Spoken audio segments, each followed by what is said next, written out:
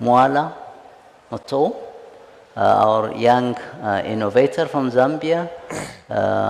Mwala, can you tell us, of course, what we always hear is, young people are not well supported, are not well encouraged, especially to go into the agribusiness sector. And you have obviously succeeded, establishing yourself and helping other young people through your cashew business. So can you tell us, what are some of the challenges that you faced, as you try to develop your business and bring along, other young people into the business? Okay, thank you very much.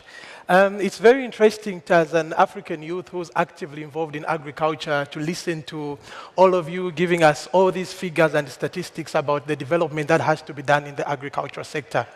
And oftentimes as young people, when we sit among ourselves and we listen to our government officials, our politicians and policymakers giving these reports and figures about the things that have to be done, we ask ourselves the question to say, what goes wrong? Because they speak so well when it comes to the reports, the figures, and the information.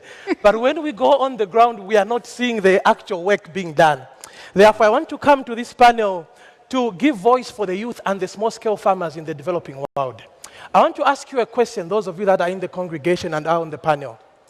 Did you know that 60% of the African population is employed in agriculture, but yet the sector only contributes 15% to the continental GDP? In my country, Zambia, 70% of us are employed in agriculture, but we only contribute 15% to the national GDP. This is because there is very little economic activity that can be derived from the agricultural sector. But yet there are a lot of us that are involved in the agricultural sector on the continent. When I left my finance job with the British Council and decided to venture in farming, my family and friends thought I was crazy. They were asking me, agriculture is for old people. Agriculture is a dying industry. How can a young professional like you with a full ACCA qualification and an MBA decide to go into the agricultural sector? This is because there is very little development that you can attain from the agricultural sector. When you go on the ground, you realize that most rural African farmers are still using primitive agricultural methods, which are lowering their levels of production. When you go on the ground, you realize that farmers don't have access to proper established market that can give them a profit for their products. This is not just international market, but even local markets. Some farmers are not connected. They don't have a road network to take their product to the urban areas. Therefore, we have got a lot of food wastage that takes place in the rural areas. When you go on the ground, ladies and gentlemen, you realize that the contribution to the agricultural sector is limited due to the poor value addition that is undertaken on the continent. 75% of the cashew that is produced in Africa is exported to Vietnam and in Asia.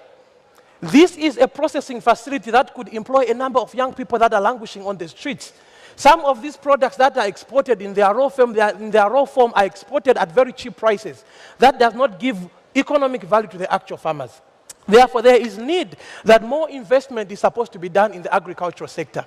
We cannot speak about sustainable development or equality if we don't address the agricultural sector, especially in Africa.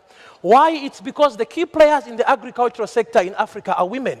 These are the ones who go and water the vegetables in the fields. These are the ones who go and pick up the cashew nuts. These are the ones who are tilling the land for the maize. The key players are the young people. These are the ones who are employed in these farms. Therefore, if the agricultural sector remains in its stagnant form, we cannot address gender equality, even youth empowerment in our communities. Now, the question is, what is it that we can do to improve the agricultural sector on the African continent? The first thing that I want to speak about is the creation of industrial clusters. I think all the other speakers here have mentioned to say that most of the key players in the agricultural sector in Africa are small-scale farmers. And you realize that because these people are producing very little, and they don't have enough resources to access better markets, most of the production is just limited within their farms and within the nearby areas. But if industrial clusters are formed, for example, those who are producing maize in this particular area, those who are producing millet in this particular area, those who are producing cashew in this particular area, they form an industrial clusters which can be linked with other developed markets or can be supported in terms of investment and capacity building. We are going to grow the agricultural sector on the continent. The second thing is value addition, brothers and sisters. We have to make sure that we should add more value. to the things that are produced on the agricultural continent. I've already mentioned about the cashew industry. This is a lucrative industry that can employ a number of people on the continent. But because the cashew is exported in its raw form, there is very little economic activity that is generated from this particular industry. If there were processing plants in Ghana, if there were big processing plants in Ivory Coast, big processing plants in Tanzania, big processing plants in Mozambique, a number of young people would be employed in this sector, and you would realize that even when we are exporting the cashew as finished products, more economic value is going to be attained from the industry. Another thing that we need to consider is the effects of climate change and its impact on agriculture. If you will go on the on the African continent, you realize that our agriculture most of the times is centered on one particular crop. For example, when you go to Zambia, the main crop that is grown by most of the farmers is maize. Why? It's because our staple food is shima or ugali, as the way they call it in other countries. So this is the only thing that they are producing. But the effects of climate change is reducing maize production. Why? Because maize needs a lot of water. There is a specific temperature that is required for maize. Therefore, due to the effects of climate change, production levels in the maize industry in Zambia is going down, and currently there is a food crisis. Why? Because we were focusing very much on maize. Therefore, there is need of diversification of products, taking into consideration climate change. The introduction of drought-resistant crops like millet, like sorghum, like cashew nuts, like cassava. All these are industries that require to be developed. We can also consider investing in agricultural technology and scientific research. We have got a good example of young people that are working in the agricultural sector, like Eze, who's running a company in Nigeria called Aerial Industries, where they are producing agricultural drones, which are assisting in revamping the agricultural sector to increase production, monitoring the things that are there. We can also invest in self-genetic modifications, for example, vegetative propagation for cashew trees. We should also diversify development in agriculture. I want to emphasize on this point because most of the time there is a lot of money that is allocated by international corporations to develop the agricultural sector.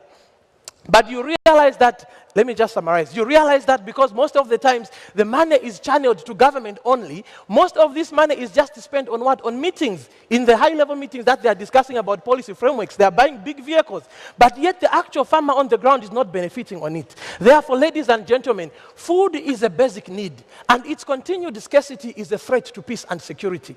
We have to address the inequalities that are there in food production and distributing, or else there will come a time when the poor will have nothing to eat but the rich, and we are going to have a crisis. It's important that all of us work together to improve the agricultural sector. Thank you.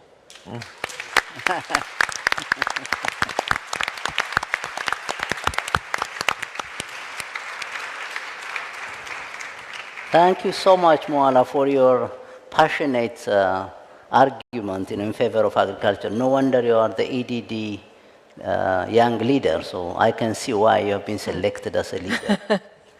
So well done. I think the points you have raised are all pertinent, really, in terms of the value addition. We have talked about that, especially you bring the issue of climate change and more challenges and more inequality being created by climate change. So I think, and the need for research and innovation. I think that's something we haven't really brought up, but absolutely critical, if we are going to make any headway in the agri-food system in Africa.